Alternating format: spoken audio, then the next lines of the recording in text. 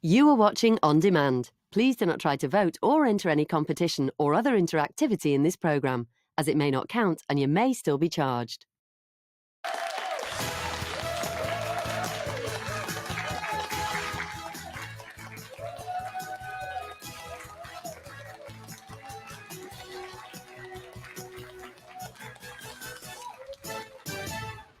Hello, welcome to Tuesday's Loose Women, and keeping me company this lunchtime, me, Ruth Tangsmith that is Colleen Nolan, Janet Street-Porter and Brenda Edwards. So coming up, with summer holidays in full swing, it is a popular time for a family trip to the zoo. But with many activists claiming that keeping animals in captivity is cruel, we're asking, is it time to ban zoos? Colleen, a little bit torn on this one. Now, no one really likes to think of themselves as getting older, but would your age ever stop you doing the things you love? After an actress on The Archers retired recently at 103 years old, we're asking whether you're ever too old to do anything. Also today, if she's anything like her dad, she won't be letting her age slow her down. We're the kids in America. Whoa. We're the kids in America. Whoa. Everybody lives for the music around. Yes, ahead of her brand new tour, 80s pop queen Kim Wilde joins us to celebrate 40 years of belting out those fantastic hits. Find out why her 60s have been her most confident decade yet, she says.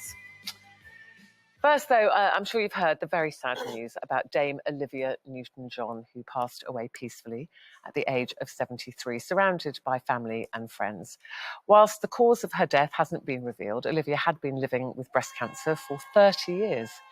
She was, as we said, an icon. She sold over 100 million records, but it was her role as Sandy, of course, in Greece, that she stole the hearts of millions with her beauty, charm, and that girl next door reputation.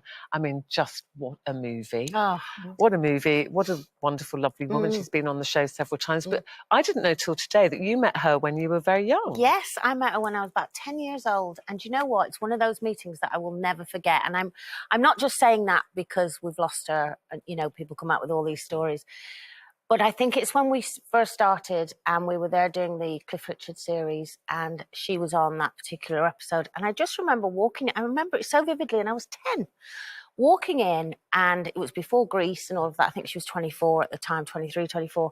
And this beautiful girl turned round and it was like the whole room lit up. She didn't have a scrap of makeup on. She had the biggest, bluest eyes I've ever seen. And she was like, "Hi, how are you?" And it was like, wow, she was just, me and my sister just went, she is stunning. And she was just lovely to everybody. She was just one of the nicest people. But all the tributes coming through, Janet, I mean, so many, but this word, she was lovely, she was gorgeous, she lit up a room. Yeah, she really you never did. really hear anybody say anything bad about her. I met her in 1980 at the premiere of Xanadu in Australia. And, you know, it was a really obviously frantic occasion. I remember talking to her for a few moments and thinking, oh, God, there I am, 1980. Oh, you look great. She was so lovely and charming and, you know, always had time for you. And she just radiated nicely. Yes, she did. Radiated and nicely. there aren't many people that everybody says that about. I mentioned that she has been on the show a few times, and the last time she was here was 2020. Oh, we were just showing that. Sorry, yes, the last time she was here was in 2020, and she spoke very openly about her breast cancer, because I think, Brenda, you were here that day, so I think that we can show you some of that. You say that you look at it as a gift, the amount of times that it's come back for you. How do you manage to stay so positive and have that look at it as a gift in that way? You can make a choice on what you think and how you think about it. And for me, choosing to see it that way, because if I hadn't experienced breast cancer, I wouldn't be doing the things I'm doing now. I wouldn't have lent my name to a cancer wellness centre in Australia. For me, it gives me purpose and it gives me a reason to get up every day. And I'm so grateful for every day anyway. And if I can give back and help other people, then that's really what I want to do. I mean, very inspiring, particularly for you, having been through... Yeah, and it was just how she dealt with it. Everybody, as I say, they deal with their cancers in a different way, but I found her so inspiring, her positivity. And even though she was going through it, she kept smiling and she kept doing her work, and that's amazing. But I think she was an inspiration to so many people, because when she talked about her cancer, she always talked about it with great positivity. She talked about how she was blessed. She remembered the things she did have, what she was blessed with. I heard her, I was telling somebody actually who's going through chemotherapy at the moment, she talked about chemotherapy, and she said, I used to think of it as a golden light going through my body, instead of, some people think of it as a poison. And I thought, gosh, that's very powerful, isn't it? Yeah, very, very steely inner core, very strong person. Yeah. So many tributes coming into her, of course, but the tributes led by John Travolta, her great friend. Her co-host, of course, is Danny in the musical Grease. He said, my dearest Olivia, you made all our lives so much better. Your impact was incredible. I love you so much. We'll see you down the road and we'll all be together again. Yours from the very moment I saw you and forever. Your Danny, your John. Oh, it breaks my heart. I know. But how lovely. And they stayed friends for years and years, didn't they? Yeah. Lots of reunions together. And, well, obviously, our condolences and thoughts and love to Olivia's family today.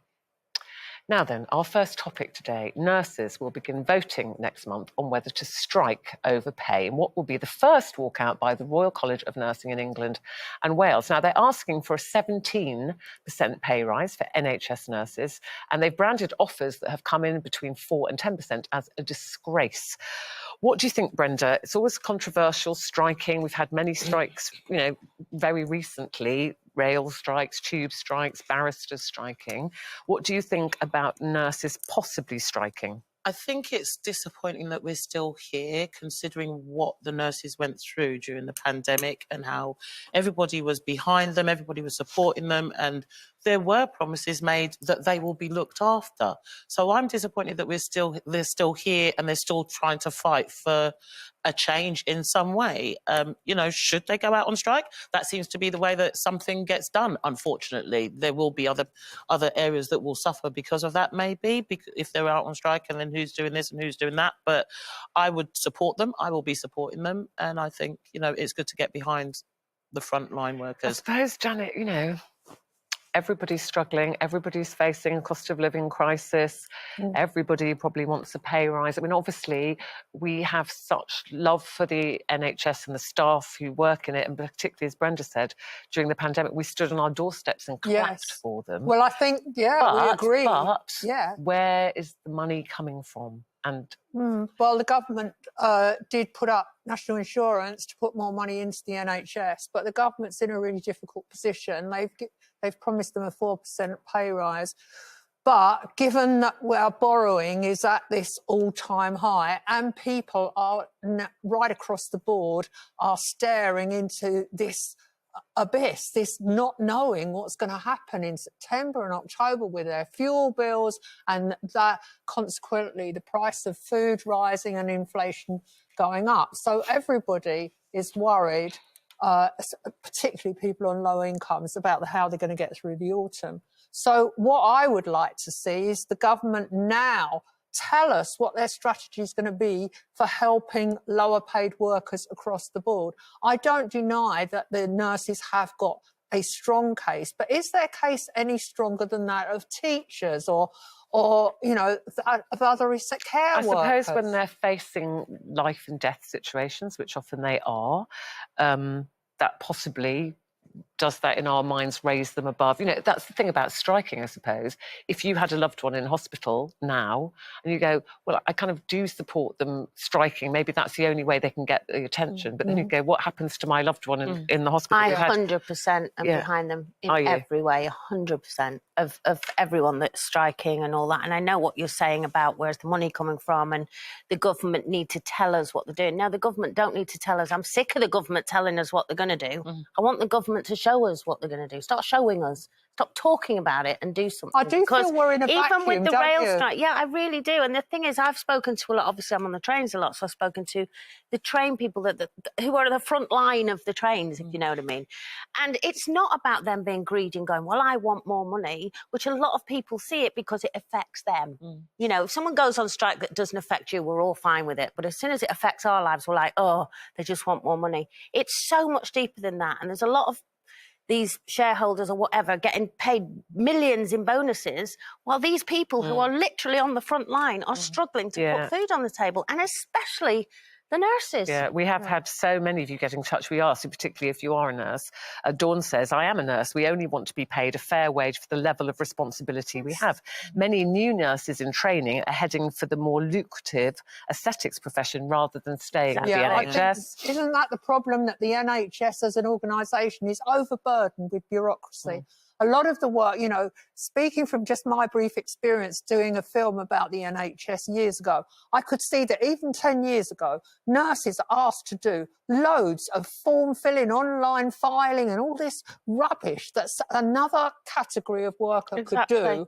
So nurses are being taken from the work they've been trained to do, the skilled work they've been trained to do all this form filling and everything else, exactly like. Well, Plus you the say fact, that. surely if they got this pay rise, we would then have more people wanting to become go. nurses.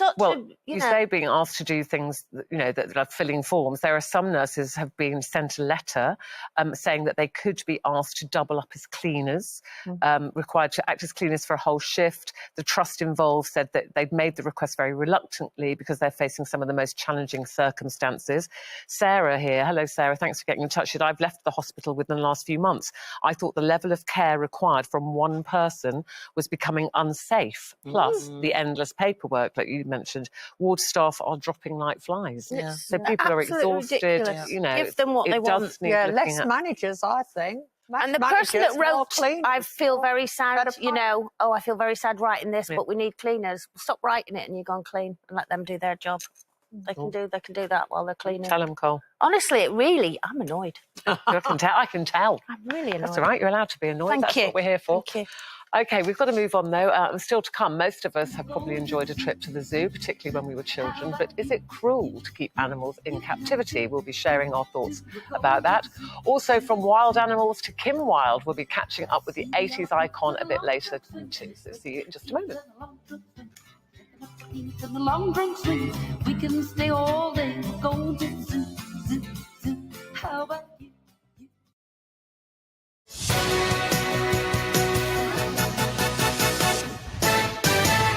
Hello, welcome back to Loose Women. Now, we'll be discussing zoos in just a moment. Are they cruel or key to conservation?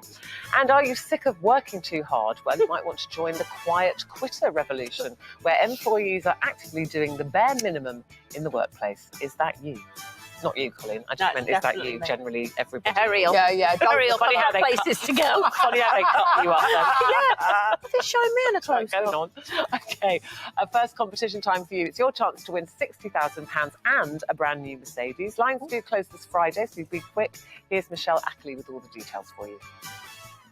Hello there from Staithes in Yorkshire. I'm out and about enjoying the great British summer, and I've got details of a fantastic two-part prize worth over £114,000. This week is the final week for your chance to win not only £60,000 in tax-free cash, but also this brand new Mercedes EQB. This car is fully electric, so you'll be doing your bit for the environment. It's automatic and comes in a gorgeous metallic mountain grey colour. It's worth over £54,000. This two-part prize is worth over £114,000 and you could be the winner. For another chance to win, text WIN to 81119. Text costs £2 plus one standard network rate message. Go to the website, entries cost £2. Call 09068 78 11119. Calls cost £2 plus your network access charge. Or post your name and phone number to DY27, PO Box 7558, Derby, DE10NQ. Entrance must be 18 or over. Lines close on Friday the 12th of August at 3 p.m. Good luck. Thank you very much, Michelle. Now, the school holidays usually see a spike in visitor numbers at zoos, but some activists say that zoos are actually bad for animals. Others say, though, they are key to conservation and education. So mixed views on this one. I have to say, I think I loved a trip to the zoo when I was young, but, you know, do we change our view as we get older? I mean, you're an animal lover. We all know that. Definitely change our views. Listen, I grew up and there was Blackpool Zoo, which is a fantastic zoo. There's no denying it. It's got better and better over the years and won awards. And there's no denying that people that work there love the animals that they work with. But as I've got older, and got more educated and seen more things, you kind of go, it's just so unnatural to sit there and see a lion behind a piece of glass, or the monkeys that are there and the kids are tormenting them at the glass. It's just unnatural. And people go, yeah, but if we don't have zoos, you know, pandas will become extinct and all of this. And yeah, they will, because that's what nature does. We'll probably all be extinct one day. You know what I mean? If we'd have thought that years ago, we'd have a Tyrannosaurus Rex outside in the car park because someone would have, you know, made sure we did. No one wants that. Well, yeah, we're not far off. But then the loss of some animals has to be because of man, you know. Well, that's the thing, but that's what we need. Encroaching on their natural habitat. What we need to look into. We need to get much bigger, horrible, you know, change the laws against poachers and what we wear and what we're expecting, and people breeding them just so we can have nice shoes or nice bags or whatever. Look into that side of it to keep them.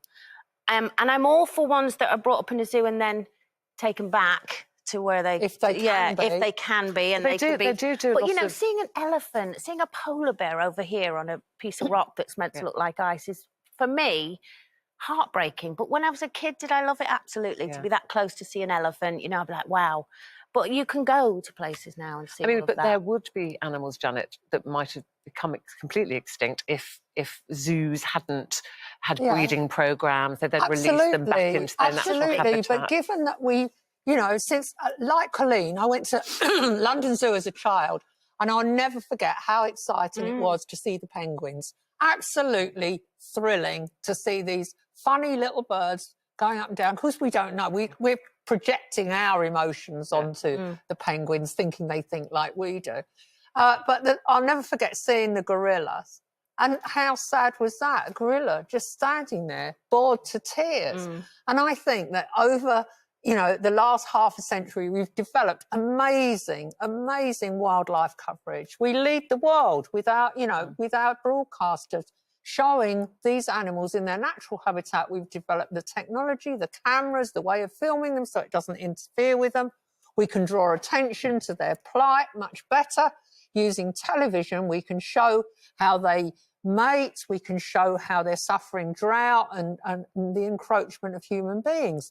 So I can't really argue the case for a zoo in 2022 the way I could when I was 10. That's the big difference. It's hard, like Colin was saying, you know, the people who look after the animals clearly love them. And I love watching those programmes, you know, behind the scenes at the zoo, because they literally, you know, somebody's talking about their stick insects they look after and they love them, and they're talking about their breeding. So that side of it, you know, but you we could all allow know that stick insects and reptiles and snakes and so on and insects.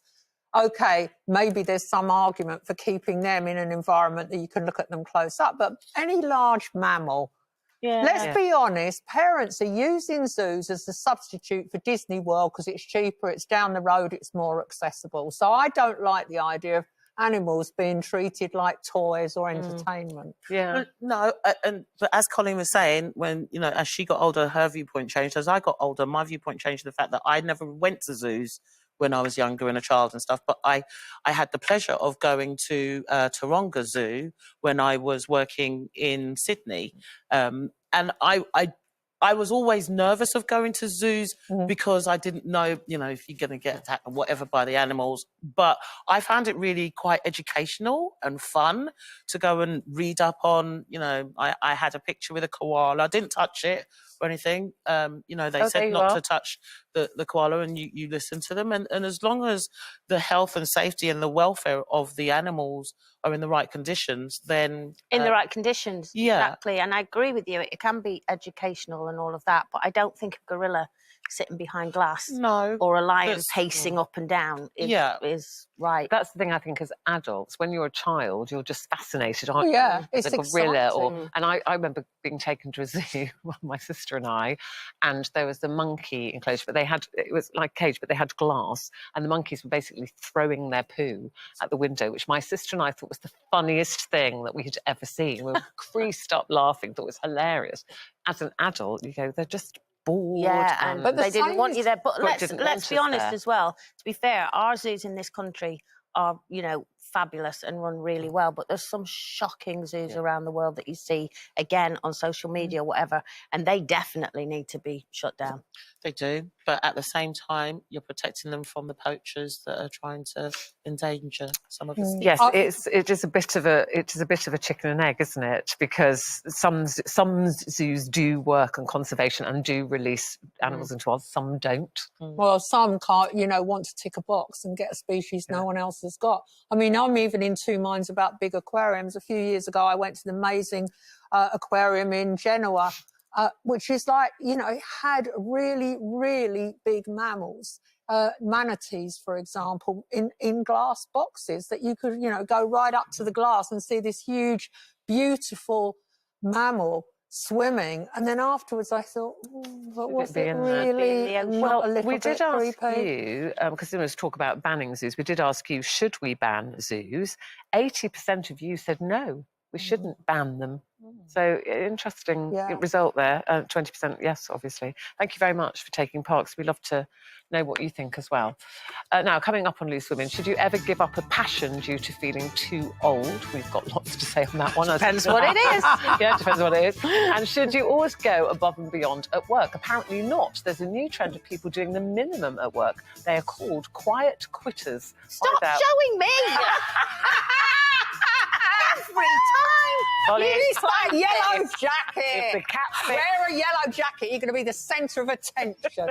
all I'm saying is the cat fits. Anyway, we'll be back right after this. I'm not coming back. Lazy thing. Lazy.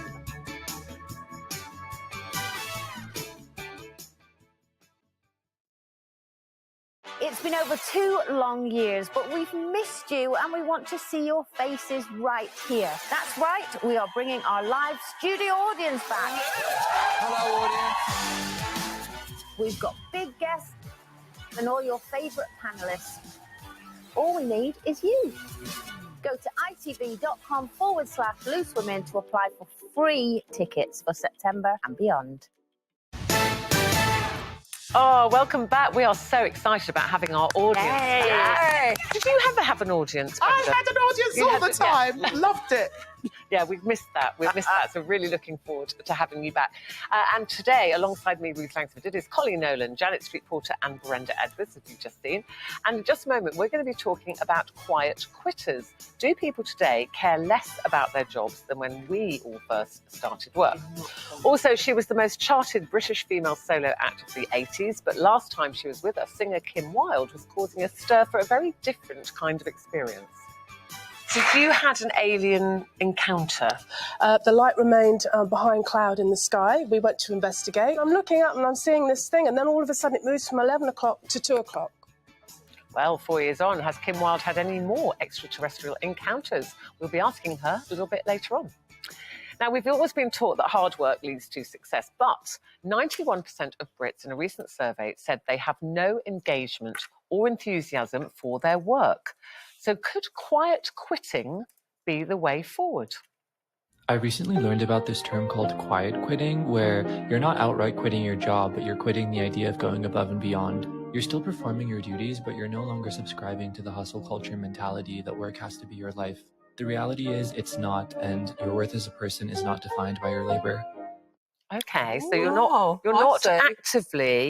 outright quitting your job, Janet. Yeah. You're quitting the idea of doing more than, say, your contract requires of you, or more than it's expected. Going the extra mile. So, can this quiet quitting mentality be the reason why customer service has gone right down the toilet? That if anyone rings the call centre, you are now on the phone for twice as long as ever before. If you want a passport, a driving licence, or anything. I assume that quiet quitters are the people who are sitting there thinking, oh, well, I'll take the money, but I'm not doing the job 100%. I'm probably doing it 90%. Yeah, or could it be, which I think is during lockdown, when people were forced to be at home and work from home, not by choice, something that was very difficult for a lot of people, setting up an office in their bedroom or their sitting room, kids running around, but actually then found that lifestyle suited them, actually, when they had to do it, forced to do it, going, actually, this is quite nice. I haven't got that big, long commute. I'm still doing my work. I'm still doing what's expected of me, but I can finish at 5 and I haven't got a 2-hour journey home. I think it's more that. I think lockdown made people realise that nothing finished because of lockdown. You know, okay, you know, I wouldn't like to go back into lockdown, but people did still manage to work from home, the people that could, and the job still got done. Well, are you telling me that productivity has gone up or down? Because the figures show that actually productivity has not gone up since people were working from home. I'm sure people had a better lifestyle, and I applaud them for that. But the fact that 90% of the people in work say they don't really like their jobs, that's very, sad. very bothering. It's sad, It's bothering, It's really sad. Yeah, and as Janet says, I think it comes down to job satisfaction of what they want. For myself, being in the West End, we don't really have a choice, but I wouldn't take on a job if I don't want to give it my all in the first place. There's no point in doing it. And when you're working in the theatre, as you know, and you're performing, you've got to give everything. But when you say giving it your all, like, so some of these people will say, yeah, I give it my all within the bounds of, you know, I'm supposed to work from 9 till whatever. Yeah, I'm out the door. And I'm not going to do anything. I'm out the door. That the minute it's 6 o'clock, I'm going, thank you very much, where there will be other people. And what's wrong with that? Because actually, you're saying, I'm employing you to do this between that hour and that hour. But the people that you promote are the people who do stay longer, and the people that do come up with ideas, the people that do give a little bit extra to their job. So if I look at all the people over the years that I promoted, that I've plucked, you know, and pushed up the ranks of work, I've always picked the people that go above and beyond. Bit extra. It's like when you stay somewhere, or you're going somewhere, or you're just going shopping or whatever. If somebody goes above and beyond, you never forget it, and you go, I'm going to go back there. I'm going to go back to that shop. Or I'm going to go back to that hotel. Or it's like that agent, and you're clocking off at 6 o'clock, and the call comes in at 5 to 6, and you know it's going to take you maybe to 6:15. Do you answer that call? Yeah. Yes, you do. Oh yeah. And you go on till 6:20. I would. Yeah, but maybe you would. She 5 to 6.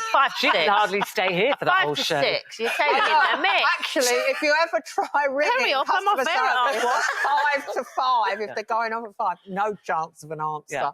Yeah. But I think you're right. I think there are people who naturally, and they are quite happy being like that. Maybe they're not as driven. They go, I'm fine. I do my job. I do it well. But come 6 o'clock, I'm out. And they naturally, I mean, this quiet quitter thing is a new phenomenon, they say. But I think there probably always people that go, I'm perfectly happy. I'm doing this. Don't want to move on. And other people who will... So when you're in the supermarket, if you get one of those quiet quitters... Yeah. And you're in the queue, are they the ones that put the closed thing up? Yeah, just as you get there. Yeah, if they see it's me. Because they go, God, Janet Street's just Janet. Quick, sorry, closed here. Anyway, next topic. Next topic. Now, she has been called a national treasure by the Duchess of Cornwall, and though you might not recognise her picture, you will perhaps recognise her voice from the much-loved radio drama The Archers. That's actress June Spencer. Now, she has just retired at the age of 103. 103 years old. And she played matriarch Peggy Woolley for 71 years. Now, June believes it's high time she bowed out of the role, saying, The Archers has thrived and become a splendid great tree, but now this old branch, known as Peggy, has become weak and unsafe. And she felt it was her time to go. I mean, you're a big Archers fan, so you will obviously remember and you're not her far off and 101. the character.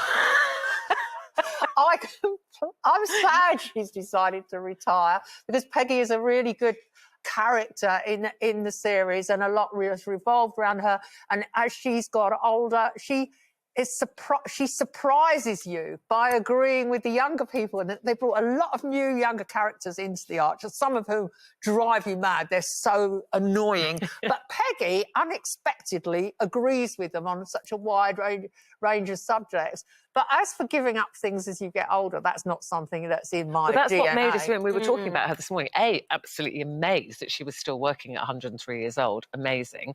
But was saying, it's quite sad when people feel they have to give up something. Well, I'm not of their giving up age. anything. I mean, I still go swimming. I went swimming at the weekend. I mean, I just like doing things that are a little bit dangerous, a little bit challenging. Oh, look, that's me in Scotland show me a lock and I'll run in. Jump in. In my underwear. Is there any sharks in there? No sharks in Locketty, I'm What a shame. What a shame. But we were looking at I think it's some footage of social media with quite an elderly gentleman, I don't know how old he is, being helped into the water. Can we have a look? There we go. Look. I think he's 106 or 103 or 106 years old, I'm being told. 106. 106. Here he goes. Hey. But he had to be helped there. But once he was in the water, swimming away, well, water is the best. I hope there's no sharks in there. No. Yeah, well, you might have a bit of problem diving in.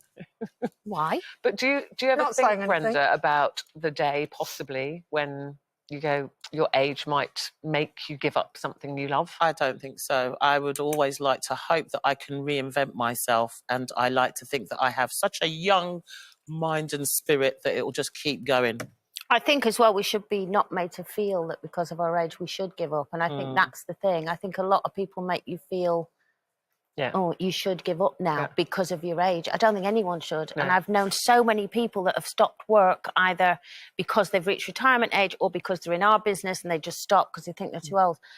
And not long after, very sadly, pass away because people they often haven't don't got that. thrive, No, do they don't Because thrive. Some people do when they're some retired. people can't wait to They can't retire. wait I to know. retire. I mean, one of my cousins has just retired and he was been desperate to retire for ages. And then when he was spending time with me last week, it was like week 3 of retirement and he wasn't quite sure what to do.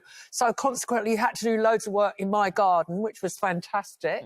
And, it was amazing to see someone just start their retirement. And enjoy it. Yeah, I think, but maybe people you've got to have things to do in retirement, haven't you? So I think if you haven't maybe thought it through, as in I hate the word hobbies, but hobbies, interests. I think the thing of retiring for me would be, yes, I might not be working, but I still want to be doing stuff. It wouldn't mean, I think if you think retiring is sitting at home.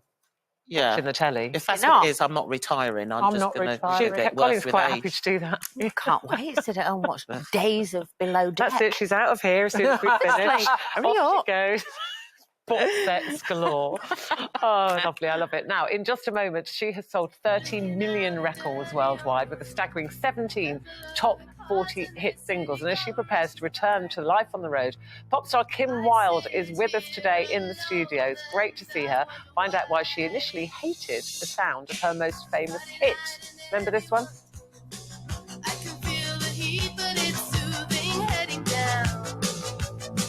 I search for the beat in this. Keep me hanging on. No, you don't. Hello, welcome back to Loose Women. In just a moment, we won't keep you hanging on for too long, actually, because we will be talking to 80s pop icon Kim Wilde very, very shortly. Our first competition, again, your chance to win a prize package worth over £114,000, Brenda. Yay! Lines closed this Friday, though, so Michelle Ackley has all the details. I am on my travels around Yorkshire, taking in the beautiful scenery. This area is called Staithes. It's absolutely gorgeous. And this is one of the many places you could come to. If you were to win our competition, we are giving you the chance to get your hands on £60,000 of totally tax-free cash, as well as a brand new car. You'll also be winning this Mercedes EQB. It comes in a metallic mountain grey colour, is automatic and also fully electric, so you'll be doing your bit for the environment. And it looks just as good on the inside too, with all the mod cons you'd expect, such as cameras to help you park and air conditioning for those hot summer days. And it's worth over £54,000. Remember, there is a guaranteed winner for every prize, so it really could be you winning this 2-part prize worth over £114,000. But you haven't got long, as lines are closing on Friday, so why not get that entry in today? For another chance to win, text WIN to 81119. Text costs £2 plus 1 standard network rate message. Go to the website, entries cost £2. Call 09068 78 119. Calls cost £2 plus your network access charge. Or post your name and phone number to DY27, PO Box 7558, Derby, DE10NQ. Entrance must be 18 or over. Lines close on Friday the 12th of August at 3 p.m. Good luck. Yeah, good luck. Thank you very much, Michelle. Now, she has had a pop career spanning 40 years with 20 top 40 hits and 30 million record sales worldwide. And she's not slowing down anytime soon with a brand new tour of her greatest hits. We're the kids in America. We're the kids in America. You came and changed the way I feel. No one could love you more. Yeah, my life, why don't you, babe? Yes, you don't really love me. You just keep me hanging on. Feel our love. Shine on, shine on, shine on. Yes, celebrating 40 years in the business and not stopping anytime soon. Please welcome Kim Wilde. Yes.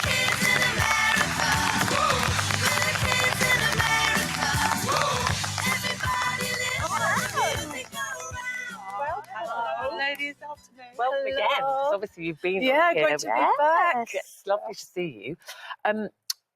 It's interesting when we're ever watching these things, but I'm going, oh, I used to love that look with the striped T-shirt and the blazer. We all copied it. When you're looking back and things are played, what's going through your mind?